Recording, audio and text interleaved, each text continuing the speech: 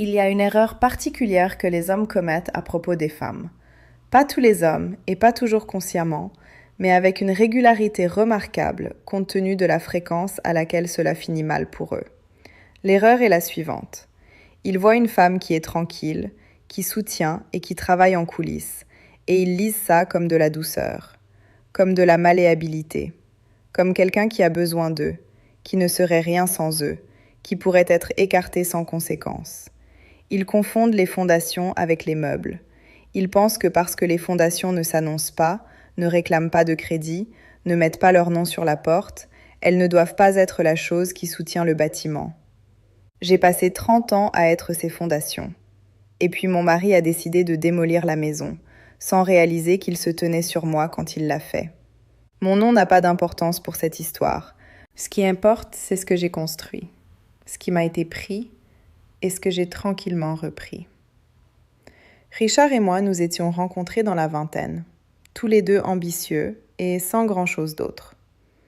Il avait la personnalité, le rire qui remplissait une pièce, la poignée de main qui faisait se sentir importantes les personnes, la confiance particulière qui pousse les autres à vouloir investir en vous avant d'avoir vu les chiffres. J'avais les chiffres.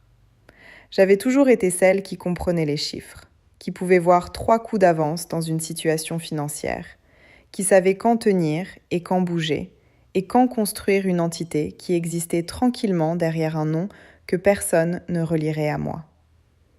Nous formions une équipe redoutable, tous les deux. Richard était le visage, j'étais l'architecte. Il prononçait les discours, acceptait les mérites, et faisait paraître sa photo dans les publications commerciales, son nom sur l'entête. Je structurais les accords, identifiais les investissements, construisais les sociétés holding et les SCI et les entités subsidiaires qui valaient, en 30 ans, considérablement plus que tout ce qui portait le nom de Richard. Je le faisais délibérément et soigneusement, non pas parce que je me cachais de lui, mais parce que je comprenais instinctivement que la vraie richesse se construit tranquillement, que l'argent qui dure n'est pas celui qui s'annonce. J'étais aussi sa femme. J'ai élevé nos enfants, géré notre foyer, assisté au dîner où j'étais censée être charmante et intéressante et un reflet de lui sans jamais l'éclipser. J'ai fait tout cela avec compétence et sans plainte, parce que je l'aimais, et parce que l'arrangement fonctionnait, et parce que je n'avais genuinement pas besoin de reconnaissance des gens à ces dîners. Ma reconnaissance était dans les chiffres. Dans les portefeuilles qui grandissaient régulièrement pendant que Richard acceptait des récompenses pour des secteurs qu'il comprenait à peine. Il m'a convoqué un jeudi soir d'octobre. Il m'avait demandé de le retrouver dans un restaurant plutôt qu'à la maison, ce qui aurait dû être le premier signal, sauf que j'étais devenue tellement habituée à lire tout, sauf l'homme avec qui je partageais ma vie. Il était habillé avec plus de soin que d'habitude. Il avait l'expression de quelqu'un qui a répété quelque chose. Il m'a dit, à travers une table de restaurant avec des fleurs dont je n'avais pas été consultée, qu'il voulait divorcer. Il a dit que j'étais devenue trop vieille pour là où il en était dans sa vie, qu'il avait besoin de quelqu'un qui correspondait à son énergie, ce que j'ai compris comme signifiant quelqu'un de plus jeune. Que nous nous étions éloignés l'un de l'autre, ce que j'ai compris comme signifiant qu'il avait décidé de grandir dans une direction qui nécessitait quelqu'un de nouveau. Il a dit ces choses avec la livraison pratiquée de quelqu'un qui a été coaché sur comment les livrer, ce que j'ai trouvé à la fois insultant et informatif. Et puis, il m'a présenté le concept de Chloé. C'était sa secrétaire. Elle avait 25 ans. Elle était, selon Richard, son âme sœur. Un mot qu'il a prononcé sans apparente conscience de la façon dont il sonnait de la part de quelqu'un qu'il avait choisi après une période d'environ 8 mois. Elle attendait également pour lui dans l'appartement qu'il avait déjà loué, ce qui signifiait que cette conversation avait été planifiée à l'avance pendant que j'étais à la maison à faire tout ce qu'il ne trouvait plus intéressant. Je veux vous dire que je suis restée calme. Je l'étais, extérieurement. Mais ce qui se passait intérieurement était quelque chose que je peux seulement décrire comme le deuil spécifique et violent de quelqu'un dont tout le contexte a été réarrangé sans avertissement. Pas seulement le mariage, mais les 30 ans de travail et de construction et de choix, chaque matin, d'investir dans cette personne et cette vie. Tout ça m'était rendu à travers une table de restaurant avec des fleurs que je n'avais pas voulues. Je suis rentrée chez moi. Je me suis permis de le ressentir. Et puis, au cours des semaines qui ont suivi, quelque chose en moi a changé. Une transition du deuil brut vers quelque chose de plus froid et de plus précis. Un retour à la partie de moi-même qui avait toujours été la meilleure pour évaluer les situations et déterminer la réponse optimale. La procédure de divorce a commencé et Richard l'a joué exactement comme je m'attendais à ce qu'il la joue, c'est-à-dire mal, et avec la transparence de quelqu'un qui croit être intelligent. Il a vidé nos comptes joints. Il l'a fait rapidement et sans avertissement, déplaçant les fonds vers des comptes sur lesquels je n'étais pas nommée, utilisant la connaissance procédurale spécifique d'un homme qui avait été conseillé. Il cachait des actifs, ce qui n'est pas seulement stratégiquement stupide, mais légalement problématique. Et j'ai noté cela avec l'attention soigneuse de quelqu'un qui classe des informations pour une utilisation ultérieure. Il a vantardise. C'était la partie que j'ai trouvée la plus révélatrice. Il a raconté à des amis communs sa nouvelle vie, sa jeune partenaire, son penthouse. Il a utilisé le mot « mise à niveau ». Il a dit ça de sa vie, de son appartement, de son avenir, tout dans le langage de quelqu'un qui croit que le luxe visible est la même chose que la richesse réelle, ce qui est l'erreur de quelqu'un qui n'était jamais vraiment celui qui gérait l'argent. Le penthouse dans lequel il a emménagé avec Chloé était la propriété résidentielle la plus chère de la tour la plus prestigieuse de la ville. Richard a signé le bail avec le fioriture particulier de quelqu'un qui considère un loyer mensuel exorbitant comme une déclaration de succès. Il l'a rempli de meubles qui coûtaient plus que la voiture de la plupart des gens. Il organisait des dîners. Il offrait à Chloé des bijoux, documentés dans des photos qu'elle publiait publiquement, ce qui était, bien qu'elle ne le sût pas, une preuve supplémentaire des actifs que Richard insistait ne pas avoir. Il creusait, de toutes les façons possibles. Et je le regardais creuser. Parce que l'immeuble dans lequel il avait emménagé, la tour brillante avec façade en verre avec les portiers en uniforme, et les vues sur la ville, et l'adresse que Richard utilisait comme une accréditation, je l'avais acheté 7 ans plus tôt via l'une de mes sociétés d'investissement privées. L'une des SCI avec un nom que personne ne relierait à moi. Je l'avais acheté parce que les chiffres avaient du sens, parce que je pouvais voir ce que le quartier allait devenir avant que le quartier ne le sache, parce que c'est ce que je fais.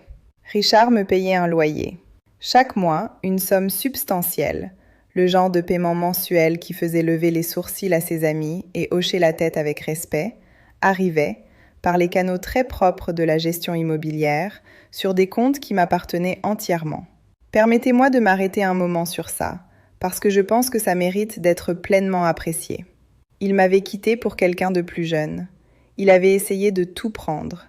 Il avait caché des actifs et vantardisé sa nouvelle vie, et utilisé des mots comme « mise à niveau ». Et puis il avait volontairement emménagé dans mon immeuble et avait commencé à me payer plus d'argent chaque mois que la plupart des gens ne gagnent en un an, tout en dépensant pour des rénovations et des meubles qui augmentaient la valeur de ce que je possédais. Il était, par pure arrogance et la confiance de quelqu'un qui n'avait jamais vraiment géré ses propres finances, en train de me rendre plus riche. Je ne lui ai pas dit. Il n'y avait aucune raison de lui dire. Au lieu de ça, j'ai regardé les paiements mensuels arriver et j'ai utilisé le temps pendant lequel il était occupé à performer la richesse pour consolider et construire tranquillement. J'ai voyagé. Pas le voyage prudent et bref de quelqu'un qui attend la permission, mais le voyage désinvolte et considéré de quelqu'un qui a décidé que sa propre expérience du monde vaut la peine d'être prioritaire. J'ai visité des endroits que j'avais toujours voulu visiter et que j'avais différé parce qu'il y avait toujours quelque chose à la maison qui nécessitait d'être géré. Je me suis gérée moi-même pendant un moment. J'ai également, pendant cette période, continué à faire ce que j'avais toujours fait, à savoir faire attention aux détails. Les paiements de loyer documentaient l'activité financière continue de Richard, ce qui était utile dans le contexte de la dissimulation d'actifs que ses avocats tentaient. J'avais ma propre avocate, une femme nommée Patricia, qui n'avait exactement qu'un seul réglage, qui était la rigueur. et elle construisait un dossier avec la patience de quelqu'un qui comprend que la meilleure stratégie juridique consiste souvent simplement à attendre que l'autre partie produise plus de preuves. Richard a produit des preuves considérables. L'annonce de la fête de fiançailles est arrivée 6 mois après le dépôt du dossier de divorce. Il avait apparemment décidé que la vitesse elle-même était une déclaration, que la vélocité de sa nouvelle vie était la preuve à quel point il avait eu tort de supposer que j'étais irremplaçable. Il a planifié une fête au penthouse pour 300 personnes. Il a envoyé des invitations à tous ceux qui avaient jamais assisté à l'un de nos dîners, ce que j'ai trouvé soit extrêmement confiant, soit extrêmement stupide, et j'ai décidé que c'était le dernier déguisé en premier. J'ai reçu une invitation. Je ne suis toujours pas sûre si c'était une cruauté calculée ou une erreur. S'il voulait que je sois là pour témoigner de son bonheur, ou s'il n'avait tout simplement pas imaginé que je viendrais. Quoi qu'il en soit, l'invitation est arrivée, et je l'ai acceptée, et j'ai commencé à faire mes propres préparatifs. Je veux que vous compreniez ce que je ressentais dans les semaines précédant cette fête. Ce n'était pas, principalement, de la colère. Ça avait été de la colère dans les premiers mois, le genre qui brûle fort et rend difficile le sommeil. Ce que je ressentais maintenant était quelque chose de plus tranquille et de plus complet.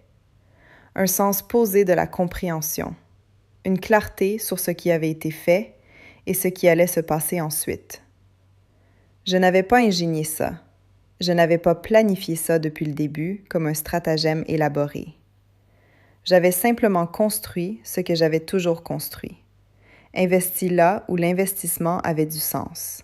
Et regarder les conséquences naturelles des choix de Richard s'arranger en quelque chose d'inévitable. Le soir de la fête, je me suis habillée avec soin. Pas le soin minutieux de quelqu'un qui essaie de prouver quelque chose, bien qu'il y en ait peut-être eu un peu. Mais surtout le soin de quelqu'un qui a toujours su comment se présenter et a décidé que cette soirée particulière le méritait. Je portais quelque chose que j'avais acheté en Italie, dans une ville où personne ne connaissait mon nom ou ma situation, où je l'avais acheté simplement parce qu'il était beau et que je le voulais. Patricia est venue avec moi, et nous avons amené un huissier de justice nommé Gauthier, qui était professionnel, efficace et entièrement habitué à signifier des documents dans des situations chargées émotionnellement. Gauthier avait la démarche particulière de quelqu'un qui a fait ça tellement de fois que c'est simplement devenu une caractéristique d'un mardi. La fête était tout ce que Richard avait prévu qu'elle soit. Le penthouse avait été transformé. Il avait dépensé, selon la documentation de mon gestionnaire immobilier, une somme significative pour la soirée seule, en plus des rénovations qu'il avait entreprises au cours des mois. Les invités étaient les gens que j'avais connus pendant des décennies. Les couples de notre ancien cercle, les associés commerciaux, les amis pour lesquels j'avais cuisiné et organisé des vacances et que je considérais comme faisant partie du tissu de ma vie. Ils étaient habillés pour célébrer. Ils buvaient du champagne que Richard facturait à une ligne de crédit que Patricia avait déjà signalée. Il m'a vu de l'autre côté de la pièce. Je ne prétendrai pas que le moment n'était pas chargé. J'ai regardé la reconnaissance traverser son visage, la recalibration, le bref éclair de quelque chose avant qu'il se réassemble dans la version de lui-même qu'il avait performée toute la soirée. Il est venu avec la marche particulière d'un homme qui a décidé de contrôler une situation en s'en approchant. Il a dit, avec une légèreté qui n'atteignait pas ses yeux, qu'il ne s'attendait pas à ce que je vienne. J'ai dit que je ne l'aurais manqué pour rien au monde. Il a dit, avec le public des invités proches qui commençaient à prêter attention, que c'était un événement privé et que peut-être il vaudrait mieux que je... J'ai dit que j'étais consciente que c'était privé. J'ai dit que j'étais consciente de beaucoup de choses à propos de la propriété, en fait. J'ai dit que c'était en fait un très bel immeuble, n'est-ce pas? Et j'ai regardé son visage faire la chose que font les visages quand quelque chose a atterri pour laquelle il n'était pas préparé. J'ai pris l'acte de propriété dans le dossier que Patricia tenait. Je l'ai posé sur la table entre nous avec le soin particulier de quelqu'un qui pose quelque chose qui compte. J'ai dit que j'avais acheté cet immeuble il y a 7 ans via Marchemont Investissement Immobilier et qu'il ne reconnaissait peut-être pas le nom parce que c'était l'un des véhicules d'investissement que j'avais géré en privé et qu'en ce moment même, en tant que sa propriétaire, je lui signifiais un préavis formel d'expulsion de 30 jours pour violation du contrat de bail, spécifiquement les modifications structurelles non autorisées qu'il avait entreprises sans l'approbation requise du propriétaire. La pièce était devenue le genre de silence qui se produit quand les gens comprennent que quelque chose de réel se passe. Gauthier a avancé. Il a signifié le préavis d'expulsion avec l'efficacité calme d'un homme qui fait son travail. Il a également signifié les documents de la poursuite. La plainte civile que Patricia avait préparée concernant les actifs matrimoniaux que Richard avait déplacés dans les premiers mois du divorce, les comptes qui n'existaient pas jusqu'à ce qu'ils existent, les fonds qui s'étaient relocalisés pendant qu'il assurait le tribunal qui ne pouvaient pas être trouvés. Les paiements de loyer avaient été documentés. Les dépenses avaient été documentées. Les bijoux dans les photos de Chloé avaient été documentés. Richard avait été, pendant 6 mois, à fournir des preuves tout en croyant performer le succès. Chloé se tenait de l'autre côté de la pièce. Je l'ai vue regarder. Je l'ai vue regarder le visage de Richard, qui faisait quelque chose qu'elle n'avait peut-être pas vu avant, et je l'ai vue calculer, ce que je ne lui ai pas reproché, parce que le calcul dans cette situation était la réponse rationnelle. Elle avait 25 ans et elle s'était attachée à ce qu'elle croyait être de la sécurité. Et ce qu'elle regardait maintenant n'était pas de la sécurité. Richard a dit des choses. Il les a dites fort et dans le registre particulier de quelqu'un qui est effrayé et performe la confiance simultanément, ce qui est l'un des registres les moins convaincants disponibles. Il a dit que je n'avais aucun droit. Il a dit que c'était du harcèlement.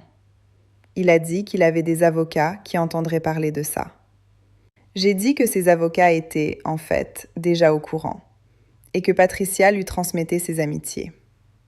Les invités étaient immobiles et silencieux de la façon des gens qui sont venus pour un genre de soirée et se trouvent dans un tout autre genre. J'ai reconnu certains de leurs visages, l'expression particulière des gens qui recalibrent ce qu'ils pensaient savoir, qui réévaluent le récit qui leur avait été donné, qui était le récit de la nouvelle vie réussie de Richard, et le comparent au récit qui se construisait actuellement devant eux. Je ne suis pas restée longtemps après ça. Il n'y avait plus rien à accomplir, et je n'avais pas besoin de voir le reste de ce qui se passait. Je n'étais pas venue pour le théâtre. J'étais venue pour signifier des documents, et pour me tenir dans mon immeuble, et pour regarder l'homme qui m'avait dit que j'étais trop vieille et passée, et le laisser comprendre, sans aucune ambiguïté, ce que cette évaluation lui avait coûté. Les suites n'étaient pas quelque chose que j'ai regardé de près, mais c'est quelque chose dont j'ai été informée, parce que l'information arrive même quand on ne la cherche pas. Richard a été expulsé du penthouse à la fin de la période de 30 jours. Le dossier civil a avancé dans le système juridique avec l'élan que tendent à rassembler les dossiers bien documentés. Sa situation de crédit, qui avait été construite sur la performance plutôt que sur des fondations, s'est détériorée avec la vitesse des choses qui ont toujours été plus fragiles qu'elles n'en avaient l'air. Chloé est partie. Je n'ai pas d'informations détaillées à ce sujet, et je n'en ai pas cherché parce que ce n'était pas pertinent pour moi. Ce que j'ai compris, c'est qu'elle a pris la décision qu'une personne rationnelle prend quand elle évalue une situation et la trouve matériellement différente de ce qu'elle avait cru être. Je ne l'ai pas blâmée alors, et je ne la blâme pas maintenant. L'atterrissage de Richard n'a pas été gracieux. Un motel, d'après ce qui a filtré à travers le réseau de personnes qui avaient autrefois été nos amis et naviguaient maintenant les suites d'une soirée qui avait réorganisé leur compréhension des choses. Un motel et de circonstances diminuées et la tâche particulière de reconstruire une réputation qui avait été construite sur une version de lui-même que les gens dans ce penthouse avaient regardé s'effondrer en temps réel. Le penthouse lui-même, je l'ai rénové. J'avais eu l'intention de mettre à jour plusieurs choses depuis l'acquisition de l'immeuble, et la location de Richard avait fourni des données utiles sur ce qui pouvait être amélioré. Les rénovations ont été terminées au printemps. J'ai emménagé un mardi, qui n'était pas une date significative, qui était en fait entièrement ordinaire, et c'était exactement le genre de jour que je voulais. La vue depuis le balcon est ce que les gens disent qu'elle est. La ville, tôt le matin, avant que la journée ne se soit entièrement organisée, a une qualité que je trouve difficile à décrire, sauf à dire qu'elle ressemble à de la possibilité, ce qui est peut-être un mot trop simple pour ce qu'elle est vraiment. C'est le sentiment d'être exactement là où l'on a choisi d'être. On m'a demandé, depuis tout ça, si j'avais planifié. Si j'avais su, quand j'avais acheté l'immeuble, quand je n'avais rien dit pendant le divorce, quand j'avais laissé Richard emménager et commencer à payer un loyer, si j'avais orchestré toute la chose comme un jeu long. La réponse honnête est plus complexe que oui ou non. J'avais construit ce que j'avais toujours construit, et la situation s'était arrangée de la façon dont les situations le font quand une personne fait attention et l'autre ne le fait pas. J'avais reconnu une opportunité et l'avais laissée se compléter d'elle-même.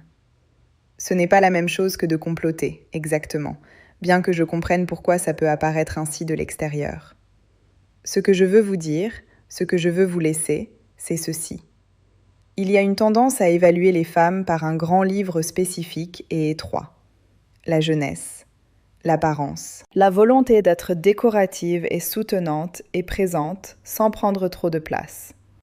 Quand ces choses commencent à s'estomper ou à changer, quand une femme dépasse les années que le grand livre étroit considère comme son apogée, il y a un réflexe culturel à traiter ça comme un déclin, à dire qu'elle est passée, à la remplacer par quelque chose qui score plus haut dans le grand livre étroit, à croire que ce qu'on échange est moins que ce vers quoi on se dirige. Ce que Richard a échangé, c'était 30 ans d'intelligence financière, 3 décennies d'architecture soigneuse et invisible, l'esprit qui avait construit chaque chose importante dans sa vie pendant qu'il en acceptait le mérite. Il l'a échangé contre un penthouse que je possédais et un mode de vie que je finançais, et une image de richesse qui était, depuis le tout début, payée par la personne qu'il avait décidé d'écarter. La valeur d'une femme n'est pas dans sa jeunesse. Elle ne l'a jamais été. Elle est dans sa capacité à comprendre des situations, à être patiente, à construire des choses qui survivent au moment dans lesquels elles ont été créées. Elle est dans la connaissance qui s'accumule sur des décennies d'attention, d'apprentissage des chiffres, de réalisation des investissements qui ne s'annoncent pas, mais grandissent régulièrement en arrière-plan, pendant que tout le reste performe et se pavane, et finalement s'effondre. Je me tiens sur mon balcon à regarder la ville se réveiller, et je suis la propriétaire, et je suis l'architecte, et je suis dans l'immeuble que j'ai acheté, à l'étage que j'ai rénové, regardant un lever de soleil qui appartient, dans tout sens qui compte, à moi. C'est à ça que ça ressemble. Passé. Je pense que ça a plutôt bonne mine.